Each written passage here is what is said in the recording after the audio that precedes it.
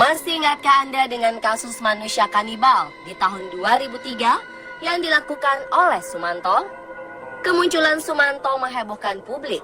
Tidak ada yang menyangka, di era milenium ternyata ada manusia yang memakan daging manusia lainnya. Dan jauh sebelumnya, ternyata di Eropa, tepatnya di Jerman, pernah terjadi kasus kanibalisme dengan tersangka Joachim Kroll. Setelah hampir 21 tahun lamanya, Kroll sang kanibal berhasil menutupi kejahatannya yang telah membunuh 14 orang.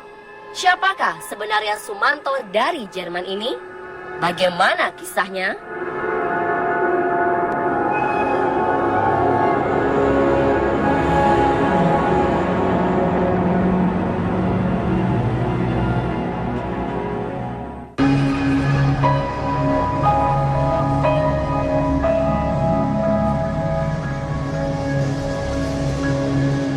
Joachim Georg Kroll lahir pada 17 April 1933 di Hindenburg, wilayah Hulu Silesia, Jerman, yang kini menjadi bagian dari Polandia.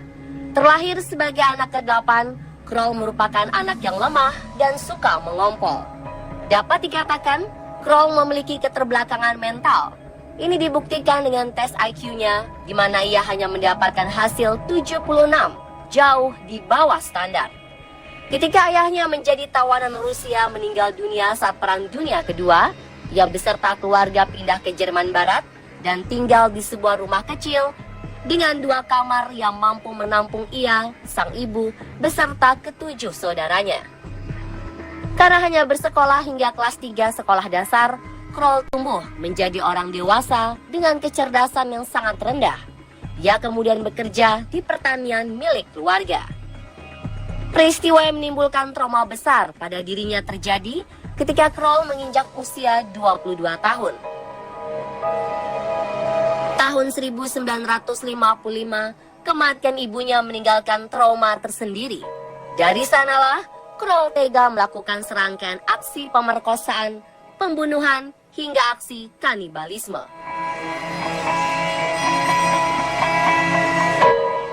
Kroll kemudian pindah ke Duisburg, pinggiran kota Lahr, bagian barat laut Jerman. Di sini ia mulai bekerja sebagai asisten penjaga kamar mandi umum. Hidup di jalan, Kroll dikenal sebagai paman Joachim oleh anak-anak setempat. Mereka menyukai sosok Kroll karena ia memiliki banyak mainan seperti boneka dan permen di flat kecilnya. Kroll sendiri senang mengundang anak-anak ke rumahnya untuk bermain, karena Kroll merasa mereka adalah teman sejatinya. Gadis-gadis atau orang tua dari anak-anak kecil di sini juga tidak menaruh curiga. Ini semua terlepas dari sikap Kroll yang menganggap anak-anak sebagai keponakannya sendiri. Selama bertahun-tahun, Kroll tinggal di lingkungan ini. Ia memanjakan anak-anak dengan memberikan hadiah-hadiah kecil, membuat warga setempat menganggap Kroll sebagai pribadi yang menyenangkan dan bijaksana. Tetapi semua itu berubah ketika Kroll ditangkap karena kasus pembunuhan.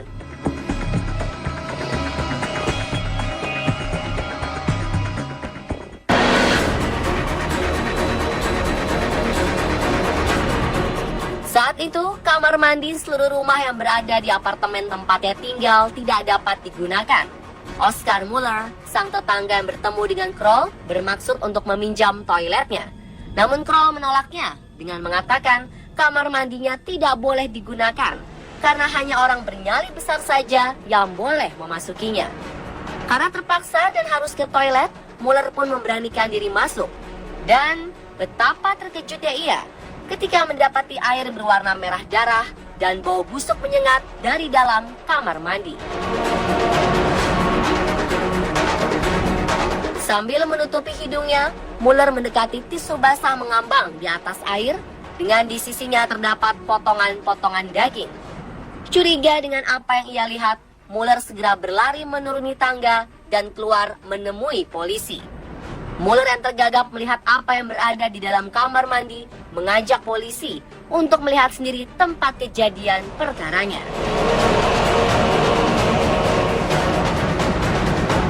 Setibanya polisi melakukan penyelidikan di tempat Kroll, didapati kemungkinan saluran pipa yang tidak bisa digunakan menjadi mampet karena ada sesuatu yang dibuang ke toilet dan berhenti sampai ke pipa. Mereka langsung memanggil tukang pipa untuk memeriksanya. Dan apa yang ditemukan polisi dan tukang pipa? Ketika para tukang pipa membongkarnya, mereka menemukan beberapa organ internal anak seperti paru-paru, ginjal, usus, dan hati. Mereka juga menemukan potongan daging yang tampaknya telah dipotong dari bagian lemak korban.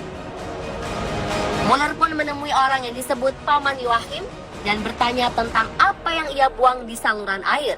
Kepada polisi, Kroll mengelak dengan mengaku ia telah membunuh dan menguliti seekor kelinci.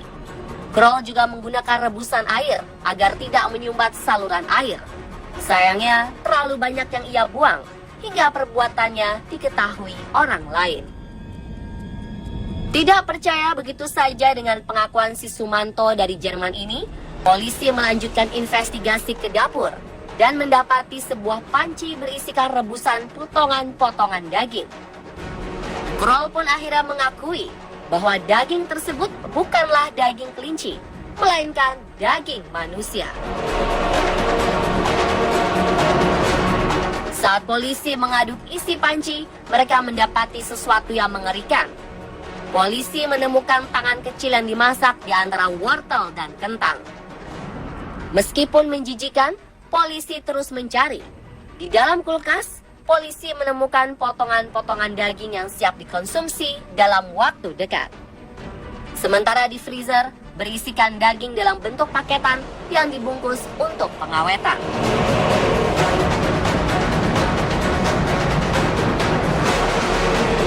Korban pertama yang ditemukan tersebut adalah Marion Carter. 3 Juli 1976, gadis kecil berusia 4 tahun ini dilaporkan menghilang dari taman bermain Duisburg. Orang tua Marion tidak pernah khawatir anak yang berambut pirang manis itu bermain dengan anak-anak lain. Tetapi ketika mendapati anaknya tidak pulang ke rumah, sang ibu mulai panik. Dia lalu mencari melalui orang-orang yang sekiranya melihat Marion pada hari itu. Namun hasilnya nihil. Bersama suaminya, mereka pergi ke kantor polisi untuk melaporkan kehilangan anak. Para polisi langsung melakukan pencarian di sekitar lingkungan Marion bermain. Apakah mungkin ada yang melihat Marion bermain di sana? Dan lagi-lagi, tidak ada informasi yang didapat. Hingga akhirnya didapatkanlah laporan pembunuhan yang terjadi di rumah Kroll. Awalnya Kroll hanya mengaku membunuh Marion Carter, tetapi kemudian ia mengaku telah membunuh beberapa korban lainnya. Setelah ditelusuri, ternyata Kroll telah membunuh 14 orang dalam kurun waktu 21 tahun, dari 1955 hingga 1976. Siapa sajakah korban-korban Kroll yang lain? Bagaimana kelanjutan kisahnya? Saksikan kelanjutan Killing Series Joachim Kroll Sumanto dari Jerman bagian kedua besok di jam yang sama.